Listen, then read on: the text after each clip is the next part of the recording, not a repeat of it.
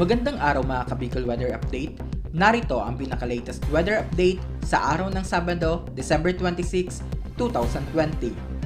Dalawang low pressure area ang binabantayan ngayon ng Pag-asa sa loob ng PAR. Mababa ang tsansa nilang maging bagyo. Ngunit, inaasahang magpapaulan sa Southern Luzon, Visayas at Mindanao simula ngayong araw. Ang unang low pressure area, ang lokasyon nito ay nasa 50 km east of southeast of Zamboanga City. Magiging bagyo ba? Mababa ang tsansa na maging bagyo sa susunod na 24 oras. Ayon sa ipinapakita ng mga weather model, ito ay inaasahang patuloy na kikilos, pakanluran at posibleng tawirin ang ilang bahagi ng Zamboanga Peninsula at Palawan sa susunod na 2 araw. Yung isang low pressure area naman ay nabuo sa 315 km east of Giwan, Eastern Samar. Magiging bagyo ba? Mababa ang tsansa na maging bagyo sa susunod na 24 oras.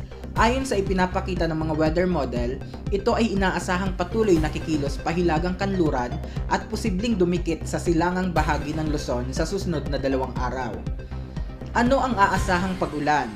Ayon sa Pag-asa Weather Advisory number 2, ngayong araw December 26, light to moderate with at times heavy rains sa Bicol Region, Eastern Samar, Aklan, Antique, Capiz, Iloilo, Romblon, Palawan, kasama ang Calamian, Cuyo at Cagayan Silio Islands, Zamboanga Peninsula at Sulu Archipelago.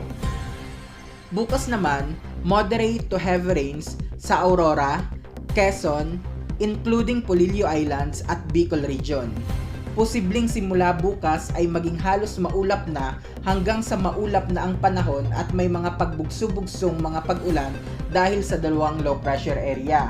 Kaya patuloy na mag-ingat sa posibleng mga pagbaha o pagguho ng lupa dahil sa mga pag-ulan. Manatiling nakatutok para sa mga susunod na update.